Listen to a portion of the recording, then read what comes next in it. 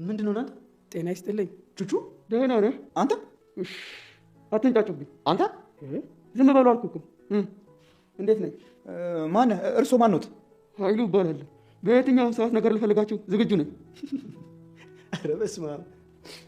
እና እንዲህ ነኝ። ጆሲ ለማታለል በቂ አይደለም? ጆሲ? አዎ ጆሲ። ምን ነው? ምን ቀረ ደግሞ ከሱ? ሲጃጃል ወደ ፈተና መግቢያ መታወቂያችን አልጣለውም መሰለህ? የምርህን ነው? ታዲያ የት አባን ጣልኳት? እዛ ጆሲ ጋር ነው። ቆይ እሺ፣ ታዲያ እና ምን ልትሆን እንደዚህ ደራረስከው? እሱን አሳያችኋለሁ። አቤት ጋሽ፣ ደህና ዋላችሁ? እግዚአብሔር ይመስገን። ምንድነው መንገድ ለመንገድ የምትጓተቱት? አጠፋን እንዴ ጋሽ? ማን ነው ጋሽ? አንተ? በጣም ይቅርታ። ያስቃል። ምን አጠፋን ጋሽ? የዘንድሮ ልጆች መቻል ብታችሁ ብታውቁትን ነው። ደግሞ የማን ናት ቆንጆች? የኔ ናት። እውነት? እውነት? እሰይ እሰይ እሰይ። ወለዳችሁ? ገና ላገባት ነው። እሷ እሺ ካለች እንዴ ምን እሺ ያስፈልጋል? ንገርልኝ። እኔ መረገም አልፈልግም። እኛው እንደጀመር እኛውን ጨርሰው ጸባችን። ለምን ነው ያልሽው? ለአባቱ ነው እንዴ? ቅድም ቅድስትን አግኝቷት ልጄን ያስቀየመ በሙሉ በከባዱ ነው የምራገመው ብሎ አስፈራርቶ። አረ አትቀልድና ትሉል። እኔ እርግማን በጣም ነው የምፈራው። ቆይ ምን ያስፈራሻል? አንቺ እኮ ብትረገሚ ከዚህ ባስ ምንም ነገር አትሆኝም። ስነ ስርዓት ሰውዬ፣ አሁን ጥራልኝ። ከሌለ ደግሞ የት እንደሄደ ነገረኝ። በነገራችን ላይ የቹቹ አባት ቀላል ሰው እንዳይመስልሽ። ማናችንም ሳንነግሩ የቹቻ መደበር ውስጣቸው ነግሯቸው ነው የመጡት። መጠበቅም ቢሆን እኮ እንድሰራ ነበር የኔ ልጅ። የምን ጥበቃ ነው? ያው ቤቱን መጠበቅም መኪና ካለ መኪና ማጠብም ሁሉንም። ኦኬ። እኔ አሁን ስለማልፈልግ ጋሽ ሌላ ቤት ቼክ ያድርጉ። አዎ ሁሉንም እሰራለሁ። አረ ምንም የሚሰራ ስራ ስለሌለ እኮ ነው ጋሽ። እባክህ እኔ ልጅ እንደው አባት የለም አጎት የለም የኔ ልጅ እባክህ እባክህ። እሺ እነሱን እናወራለን። አረ እዚያው ሞኝ ይሰማኛል። ንገረኝ። እሺ በቃ ተነሱና እናወራለን። ብር መስጠታለሁ። በቃ የሚሰራ ስራ እኮ ስለሌለ ነው። አይ አይ ያልሰራሁበትም አንድች ብያለሁ። ፍቱን የሆነ እጅ ነው ያለህ። አረ እንዴ ምንድን ነው ጋሽ? የምን አባባ ነው? ወንድ ልጅ አይደለ እንዴ? ምንድነው መልፈስፈስ? ሰላም ስጠኝ። እንዴ ጋሽ ወንድማ ወንድ ነኝ። ታዲያ አትፍራ። ሰላም ጠ ፍቱን የሆነ እጅ ነው ያለህ። አረ እንዴ ምንድን ነው ጋሽ? የምን አባባ ነው? ወንድ ልጅ አይደለ እንዴ? ምንድነው መልፈስፈስ? ሰላም ስጠኝ። እንዴ ጋሽ ወንድማ ወንድ ነኝ። ታዲያ አትፍራ። ሰላም ጠ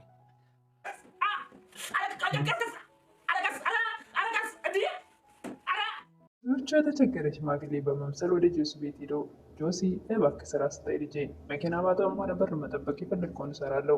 ጆሲ ስራ የለም እባክህ አባባ፣ እንግዳውስ እባክህ እጄን ያመመኝ ይመስለኛል፣ ፊቱን ወጌሻ ነኝ፣ እባክህን ልሽህና በፍጥነት እናድርግ፣ ቶሎ መልስ ታገኛለህ።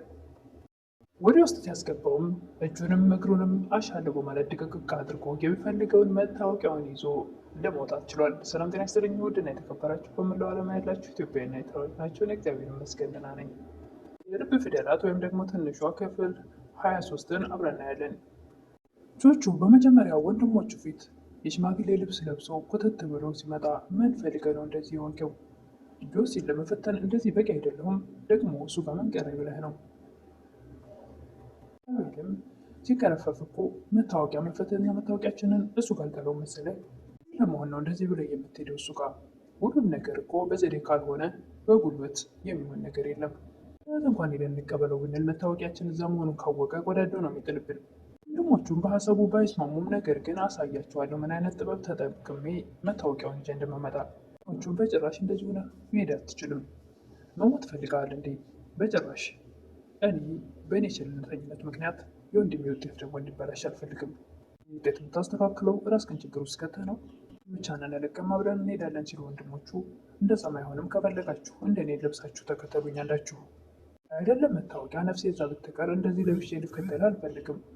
ጆቹም ሁሉም ወንድሞቹ በጭራሽ በአንተ አለባበስ አንስማማም፣ አይደለም መታወቂያችሁ ራሳችሁ እዛ ብትቀሩ በፍጹም አናደርገውም ሲሉት በቃ ምን አይነት ሲስተም ተጠቅሜ ይዤው እንደመጣ አሳያቸዋለሁ በማለት ጥሏቸው ይሄዳል።